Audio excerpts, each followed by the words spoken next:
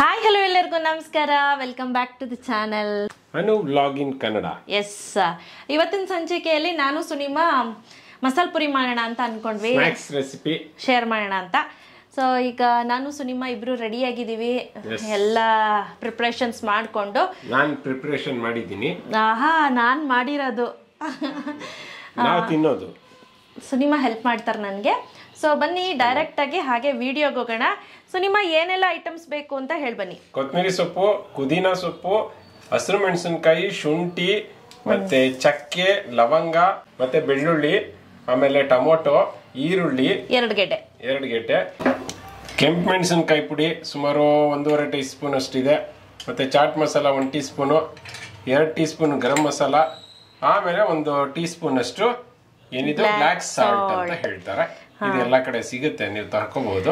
ಹಾಗಾದ್ರೆ ಇನ್ನೇ ಆಗ್ತಡ, ನಡೀರಿ ಮಾಡೋಣ. ಇವಾಗ ಇದನ್ನೆಲ್ಲ ಹಾಕೊಂಡು ನಾನು ಹಾಕೊಳ್ತೀನಿ.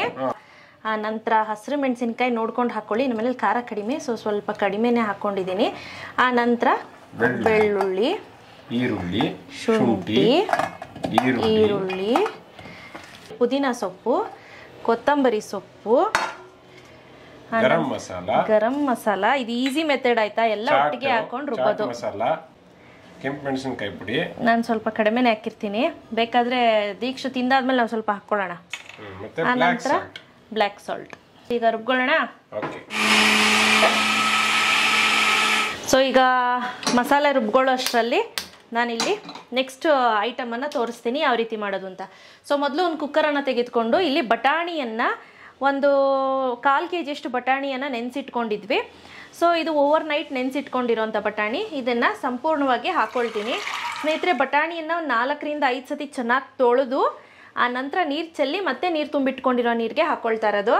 ಆ ನಂತರ ಒಂದು 3 ಆಲೂಗೆಡ್ಡೆ ಕಟ್ ಮಾಡಿ ಹಿಂಗೆ ಸಿಪ್ಪೆ ತೆಗೆದಿರೋದು ಈ ಥರ ಹಾಕ್ಕೊಳ್ತೀನಿ. ಈ ರೀತಿ ಹಾಕೋದ್ರಿಂದ ಸ್ವಲ್ಪ ಬೇಗನೆ ಬೇಯುತ್ತೆ ಅಂಥೇಳಿ. ಸೊ ಈಗ ನೋಡ್ತಾ ಇರ್ಬೋದು, ಸ್ವಲ್ಪ ಜಾಸ್ತಿನೇ ನೀರು ಹಾಕಿರ್ತೀನಿ. ನಂತರ ಇದಕ್ಕೆ ಒಂದು 2 ಹನಿಯಷ್ಟು ಎಣ್ಣೆ ಹಾಕೋದ್ರಿಂದ ಬೇಗನೆ ಸ್ವಲ್ಪ ಸ್ಮೂತಾಗಿ ಬೇಯುತ್ತೆ ಅಂಥೇಳಿ. ಆನಂತರ ಕುಕ್ಕರ್ ಲಿಡ್ಡನ್ನು ಕ್ಲೋಸ್ ಮಾಡ್ಕೊಳ್ಳೋಣ. ಸೊ ಈಗ ಇದು ಒಂದು 5 ರಿಂದ 6 ವಿಷಲ್ ತೆಗೆದುಕೊಂಡು ಬರೋಣ. ಮಸಾಲೆ ಸಿದ್ಧವಾಗಿದೆ ನೋಡಿ, ಈ ರೀತಿ ನುಣ್ಣಗೆ ರುಬ್ಕೊಂಡಿರಬೇಕು ಮಸಾಲೆ.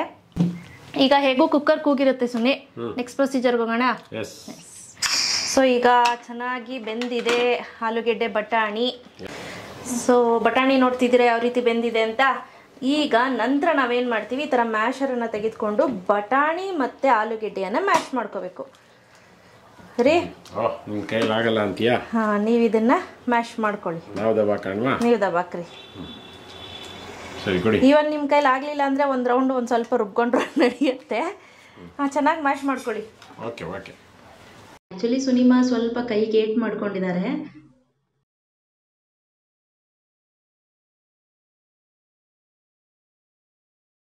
ಈಗ ರುಬ್ಬಿರೋ ಮಸಾಲೆ ಇದೆಯಲ್ಲ ಅದನ್ನ ಇದಕ್ಕೆ ಹಾಕೊಳ್ತೀನಿ. ಓ, ಟೇಸ್ಟ್ ಮಾತ್ರ ಸಖತ್ತಾಗಿರುತ್ತೆ. ಸೊ ಈಗ ಸ್ಟವ್ ಹಚ್ಚಿ ಕುದಿಯಕ್ಕೆ ಇಟ್ಬಿಡೋಣ. ಚೆನ್ನಾಗಿ ಮಿಕ್ಸ್ ಮಾಡ್ಲಾ? ಹಾಂ, ನೀವು ಮಿಕ್ಸ್ ಮಾಡ್ಕೊಳ್ಳಿ. ಸ್ಟವ್ ಇದು ಚೆನ್ನಾಗಿ ಕುದಿಬೇಕು. ಹೌದು.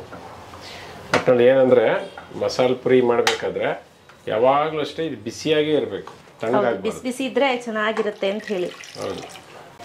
ಸೊ ಒಂದು ಸ್ವಲ್ಪ ಸಪ್ಪೆ ಅಂತ ಅನ್ನಿಸ್ತು. ಸೊ ಹಂಗಾಗಿ ಒಂದು ಚೂರು ಉಪ್ಪನ್ನು ಹಾಕ್ಕೊಳ್ತಾ ಇದ್ದೀವಿ. ನಾವೀಗ ಆಲ್ರೆಡಿ ಬ್ಲ್ಯಾಕ್ ಸಾಲ್ಟ್ ಹಾಕಿದ್ದೀವಿ, ನೋಡಿಕೊಂಡು ನೀವು ಉಪ್ಪನ್ನು ಹಾಕ್ಕೊಳ್ಳಿ. ಸೊ ಈಗ ಒಂದೇ ಒಂದು ಕುದಿ ಬಂದಿದೆ, ಸಾಕು ಸ್ನೇಹಿತರೆ. ಈಗ ಸ್ಟವನ್ನು ಆಫ್ ಮಾಡಿ ಇದನ್ನು ಕೆಳಗಿಳಿಸ್ಕೊಳ್ಳೋಣ. ಸೊ ಈಗ ಸ್ವೀಟ್ ಚಟ್ನಿ ಯಾವ ರೀತಿ ಮಾಡೋದು, ಬೇಕಾಗಿರೋ ಸಾಮಗ್ರಿಗಳನ್ನ ಹೇಳ್ತಾ ಹೋಗ್ತೀನಿ, ಬನ್ನಿ ಸ್ನೇಹಿತರೆ. ಸೊ ಈಗ ಸ್ವೀಟ್ ಚಟ್ನಿಗೆ ಮೊದಲನೇದಾಗಿ ಸೋಂಪನ್ನು ತೆಗೆದುಕೊಂಡಿದ್ದೀನಿ, ಸುಮಾರು 1 ಟೀ ಸ್ಪೂನ್ನಷ್ಟು. ಆ ನಂತರ ಜೀರಿಗೆ ಸುಮಾರು 1 ಟೀ ಸ್ಪೂನ್ನಷ್ಟು, ಬೆಲ್ಲ 1 ಕಪ್ನಷ್ಟು. ಆ ನಂತರ ಇಲ್ಲಿ ನಾನು ಚಾಟ್ ಮಸಾಲ ಸುಮಾರು 1.25 ಟೀ ಸ್ಪೂನಷ್ಟು ತೆಗೆದುಕೊಂಡಿದ್ದೀನಿ. ಅಚ್ಕಾರದ ಪುಡಿ ಸುಮಾರು 2 ಟೀ ಸ್ಪೂನಷ್ಟು, ನಿಮ್ಮ ರುಚಿಗನುಸಾರವಾಗಿ ಉಪ್ಪು. ಆ ನಂತರ ಇದು ಧನಿಯಾ ಪುಡಿ. ಅದಲ್ಲದೆ ಸುಮಾರು 1 ಕಪ್ಗಿನ ಜಾಸ್ತಿ ನಾನಿಲ್ಲಿ ಹುಣಸೆ ಹಣ್ಣನ್ನು ತೆಗೆದಿಟ್ಕೊಂಡಿದ್ದೀನಿ. ಆಯಿತಾ? ಅಷ್ಟು ಹುಣಸೆ ಹಣ್ಣು ಚಟ್ನಿ ಮಾಡಲಿಕ್ಕೆ ಸೊ ನಾನು ಏನು ಮಾಡ್ತೀನಿ ಅಂದರೆ, ಒಂದು ಪಾತ್ರೆಯನ್ನು ಇಟ್ಕೊಂಡಿದ್ದೀನಿ. ಆ ಪಾತ್ರೆಗೆ ನಾನಿಲ್ಲಿ ಚೆನ್ನಾಗಿ ತೊಳೆದಿರುವಂಥ ಹುಣಸೆ ಹಣ್ಣು. ಸೊ ಈ ಹುಣಸೆ ಹಣ್ಣನ್ನು ಈ ರೀತಿ ಚೆನ್ನಾಗಿ ತೊಳ್ಕೊಬೇಕು. ಈಗ ಇದಕ್ಕೆ ಸೋಂಪು, ಜೀರಿಗೆ, ಆನಂತರ ಇದಕ್ಕೆ ಬೆಲ್ಲ, ಚಾಟ್ ಮಸಾಲ, ಅಚ್ಕಾರದ ಪುಡಿ, ಧನಿಯಾ ಪುಡಿ, ಉಪ್ಪು ಇದಿಷ್ಟನ್ನು ಹಾಕಿ ನಂತರ ನೋಡಿ ಈ ರೀತಿ ಕುಕ್ಕರ್ ಲಿಡ್ಡನ್ನು ಕ್ಲೋಸ್ ಮಾಡಿ ಮಿನಿಮಮ್ ಅಂದರೂ 3 ವಿಷಲ್ ತೆಗೆದುಕೊಂಡು ಬನ್ನಿ. ಎಸ್, ಈಗ ಚೆನ್ನಾಗಿ ಪ್ರೆಷರ್ ಹೋಗಿದೆ. ಓಪನ್ ಮಾಡ್ಕೊಳ್ಳೋಣ. Wow, super. ನೋಡ್ತಾ ಇರ್ಬೋದು ತುಂಬ ಚೆನ್ನಾಗಿ ಬೆಂದೋಗಿದೆ ಆಯಿತಾ. ಸೊ ಈಗ ನೀವಿಲ್ಲಿ ಗಮನಿಸ್ತಾ ಇರ್ಬೋದು ನೋಡಿ, ಈ ರೀತಿ ಚೆನ್ನಾಗಿ ಬೆಂದಿದೆ ಅಲ್ವಾ. ಈ ರೀತಿ ಆಗಿರೋದನ್ನ ನಾನು ಏನು ಮಾಡ್ತೀನಿ ಅಂದರೆ, ಒಂದು ಮಿಕ್ಸಿ ಜಾರನ್ನು ತೆಗೆದುಕೊಂಡು ಆ ಮಿಕ್ಸಿ ಜಾರಿಗೆ ಇದನ್ನೆಲ್ಲ ಹಾಕ್ಕೊಳ್ತೀನಿ. ನಂತರ ಈಗ ಇದನ್ನು ನುಣ್ಣಗೆ ರುಬ್ಕೊಳ್ಳೋಣ. ಸೊ ಈಗ ನೀವಿಲ್ಲಿ ಗಮನಿಸ್ತಾ ಇರ್ಬೋದು ನುಣ್ಣಗೆ ರುಬ್ಕೊಂಡು ಬಂದಿದ್ದೀನಿ. ನೆಕ್ಸ್ಟ್ ನಾನು ಏನು ಮಾಡ್ತೀನಿ, ಈ ರೀತಿ ಒಂದು ಪಾತ್ರೆಯನ್ನು ಇಟ್ಬಿಟ್ಟು ಈ ರೀತಿ ಒಂದು ಜಾಲರಿಯನ್ನು ಇಡ್ತೀನಿ. ಇಟ್ಬಿಟ್ಟು ನಾವು ರುಬ್ಬಿರೋಂಥ ಮಿಶ್ರಣ ಏನಿದೆ ಅದನ್ನು ಹಾಕ್ಕೊಳ್ಳೋಣ. ಹಾಕ್ಬಿಟ್ಟು ನೋಡಿ ಈ ರೀತಿ ಇದು ಮಾಡ್ಕೋಬೇಕು. ಸೊ ಸಂಪೂರ್ಣವಾಗಿ ಅದು ಕೆಳಗೆ ಬೀಳಬೇಕು. ನೋಡಿ, ಗೊತ್ತಾಗ್ತಿದೆಯಾ? ಸೊ ಈಗ ನೋಡಿ ಈ ರೀತಿ ನೀಟಾಗೆ ಒಂಚೂರೂ ಕೂಡ ವೇಸ್ಟ್ ಮಾಡ್ಲಿಕ್ಕೆ ಹೋಗಬೇಡಿ. ಸೊ ಈಗ ಸ್ವೀಟ್ ಚಟ್ನಿ ಸಿದ್ಧವಾಗಿದೆ. ಇಲ್ಲಿ ನೋಡ್ತಾ ಇರ್ಬೋದು ಎಷ್ಟು ಚೆನ್ನಾಗಿ ಸಿದ್ಧವಾಗಿದೆ ಅಂತ. ಈ ಸ್ವೀಟ್ ಚಟ್ನಿಯನ್ನು ವರ್ಷಾನುಗಟ್ಟಲೆ ಇಟ್ಕೋಬೋದು ಸ್ನೇಹಿತರೆ. ಐಸ್ ಬಾಕ್ಸಲ್ಲಿ ಇಟ್ಬಿಟ್ರೆ 3-4 ವರ್ಷನೂ ಬರುತ್ತೆ. ಬಟ್ ಏನಪ್ಪ ಅಂದರೆ ಒಂಚೂರು ನೀರು ಇಲ್ದಾಗೆ ಮತ್ತೆ ಇದನ್ನು ಕುದಿಸಿ ಇಂಬ್ರಿಸಿ ಇಟ್ಕೋಬೇಕಾಗತ್ತೆ. ಆವಾಗ ನಿಮಗೆ 3-4 ವರ್ಷ ಬರುತ್ತೆ. ಇಲ್ಲಪ್ಪ ಒಂದು 6 ತಿಂಗಳಿಗೆ ಒಂದ್ಸತಿ ನಾನು ಚೇಂಜ್ ಮಾಡ್ಕೊಳ್ತೀನಿ ಅಂದರೆ ಇಷ್ಟೇ ಕನ್ಸಿಸ್ಟೆನ್ಸಿ ಸಾಕು, ಆರಾಮ್ಸೆ ನಿಮಗೆ ಬಾಳಿಕೆ ಬರುತ್ತೆ. ಒಂದು ಗಾಜಿನ ಡಬ್ಬಿಯಲ್ಲಿ ಹಾಕಿ ಇದನ್ನ ತುಂಬ ಎತ್ತಿಟ್ಕೊಳ್ಳಿ. ಈಗ ಬನ್ನಿ ನೆಕ್ಸ್ಟ್. ಸೊ ಈಗ ಮೊದಲನೇದಾಗಿ ನಾನೇನು ಮಾಡ್ತೀನಿ, ಕೊತ್ತಂಬರಿ ಸೊಪ್ಪು ಸ್ವಲ್ಪ, ಆನಂತರ ಪುದೀನ ಸೊಪ್ಪು ಸ್ವಲ್ಪ, ಆನಂತರ ಹಸಿರು ಮೆಣಸಿನ್ಕಾಯಿ ನೋಡ್ಕೊಂಡು ಹಾಕ್ಕೊಳ್ಳಿ ಸ್ನೇಹಿತರೆ. ನಮ್ಮ ಮನೇಲಿ ಖಾರ ಕಡಿಮೆ, ಬಟ್ ಆದರೂ ಕೂಡ ನಾನು ಹಾಕ್ತಾ ಇದ್ದೀನಿ ಒಂದು 6. ಇದು ತುಂಬ ಜಾಸ್ತಿ ಖಾರ ಇದೆ, ಸೊ ಹಾಗಾಗಿ ಹೇಳ್ತಾ ಇದ್ದೀನಿ, ನೀವು ಸ್ವಲ್ಪ ನೋಡಿಕೊಂಡು ಹಾಕ್ಕೊಳ್ಳಿ ಅಂತ. ಆ ನಂತರ ಇಲ್ಲಿ ಉಪ್ಪು ನೋಡ್ಕೊಂಡು ಹಾಕ್ಕೊಳ್ಳಿ. ಈಗ ಒಂದು 3 ಇಲಕ್ನಷ್ಟು ಬೆಳ್ಳುಳ್ಳಿ ಹಾಕ್ಕೊಳ್ತಾ ಇದ್ದೀನಿ. ಜೀರಿಗೆ 1 ಟೀ ಸ್ಪೂನ್ನಷ್ಟು.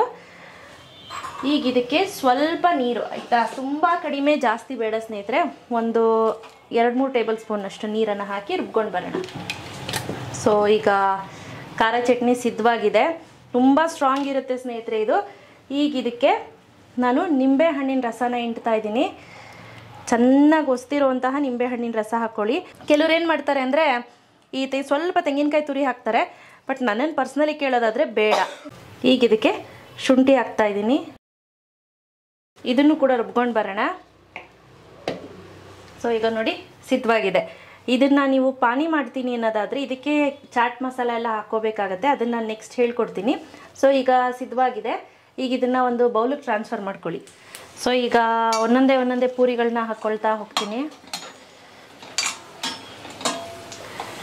ನೋಡಿ, ಸ್ವಲ್ಪ ಹೊಂಬಣ್ಣ ಚೆನ್ನಾಗಿ ಕಲರ್ ಬರಲಿ.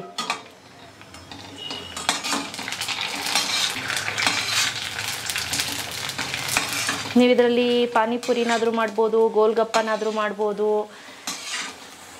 ಚೆನ್ನಾಗಾಗುತ್ತೆ. ಬೇಕಾದ್ರೆ ನೀವು 2 ಸತಿ ಕೂಡ ಫ್ರೈ ಮಾಡ್ಕೋಬೋದು. ನೀವು ಇದೇ ಪೂರಿಯನ್ನು ಉಪಯೋಗಿಸ್ಕೊಂಡು ಪಾನಿಪುರಿ, ಗೋಲ್ಗಪ್ಪ ಎಲ್ಲವೂ ಕೂಡ ಮಾಡ್ಕೋಬೋದು. ಸೊ ಇದೇ ರೀತಿ ಎಲ್ಲ ಪೂರಿಗಳನ್ನು ಸಿದ್ಧ ಮಾಡಿ ಇಟ್ಕೊಳ್ತೀನಿ ಸ್ನೇಹಿತರೆ. ಸೊ ಈಗ ಸಿದ್ಧವಾಗಿದೆ, ನೋಡೋಣ ಹೇಗಿದೆ. ಎಸ್, ಸಿದ್ಧವಾಗಿದೆ. ಇಲ್ಲಿ ನೋಡ್ತಾ ಇರ್ಬೋದು ತುಂಬ ಚೆನ್ನಾಗಿ ರೆಡಿ ಮಾಡಿ ಇಟ್ಟಿದ್ದೀವಿ. ಸೊ ಹಾಗೆ ಮಸಾಲೆ ಕೂಡ ರೆಡಿ ಇದೆ ನೋಡಿ. ಇಲ್ಲಿ ಫಸ್ಟ್ ಎಲ್ಲ ಒಂದ್ ಕಡೆಯಿಂದ ಮಾಡ್ಕೊಂಡ್ ಬರೋಣ ಬನ್ನಿ. ಸುನಿಮಾ ಒಂದ್ರಲ್ಲಿ ರೆಡಿ ಮಾಡ್ಲಿ, ನಾನು ಒಂದ್ರಲ್ಲಿ ರೆಡಿ ಮಾಡ್ತೀನಿ. ಪಟಾಕಿ ಎಲ್ಲ ಹೊಡಿಬೇಡಿ ನೀವು, ಸೂಪರ್. ಸ್ವಲ್ಪ ಇರ್ಬೇಕು, ದಪ್ಪಮ್ಮ, ತುಂಬಾ ಜಾಸ್ತಿ ಸಣ್ಣ ಕುಡಿಬೇಡಿ. ಸರಿ ಆಯ್ತು. ಸೊ ಈ ತರ ರೆಡಿ ಆಯ್ತು. ನೆಕ್ಸ್ಟ್ ನಾನೇನ್ ಮಾಡ್ತೀನಿ, ಮಸಾಲೆಯನ್ನ ಹಾಕೊಳ್ತೀನಿ. ನಮ್ ಕಡೆಗೆ ಹಾಕ್ಬಿಡಿ ನೀವೇ. Wow, super. ನೋಡ್ತಾ ಇದ್ರೆ ತಿನ್ಬೇಕು ಅನ್ಸ್ತಾ ಇದೆ. ಹೌದು, ಖಂಡಿತ, ಡೆಫಿನೆಟ್ಲಿ. ಇದಕ್ಕೆ ಸ್ವಲ್ಪ ಈರುಳ್ಳಿನ ಸಣ್ಣದಾಗಿ ಚಾಪ್ ಮಾಡಿ ಇಟ್ಬಿಟ್ಟಿದೀವಿ. ಈರುಳ್ಳಿ ನಾವು ಹಾಕೋದು, ಅವ್ರು ಹಾಕೋತಾರ ನೋಡ್ಕೊಳ್ಳಿ. ನಾನಿಲ್ಲಿ ಕ್ಯಾರೆಟ್ ಅನ್ನ ಹಾಕ್ತಾ ಇದ್ದೀನಿ ಸ್ವಲ್ಪ.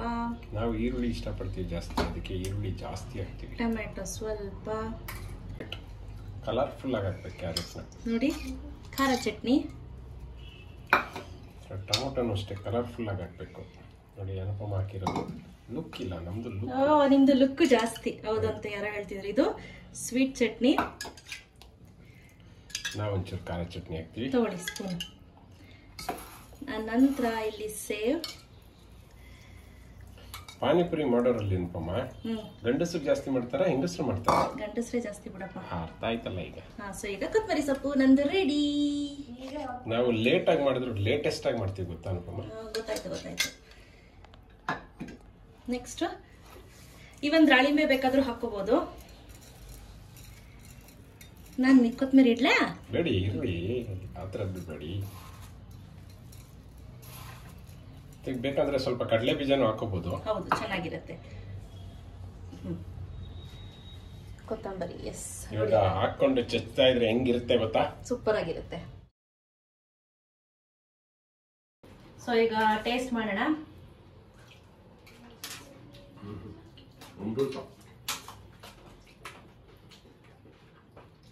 ಚೆನ್ನಾಗಿದೆ. ನಮ್ದು ಇನ್ನೂ ಚೆನ್ನಾಗಿದೆ. ನಾವು ಮಾಡಿರೋದಲ್ವಾ, ಎಷ್ಟೋರಿಗೆ ಗಿಡ ಮುದ್ದಾಗಿರುತ್ತೆ ಗೊತ್ತಾ?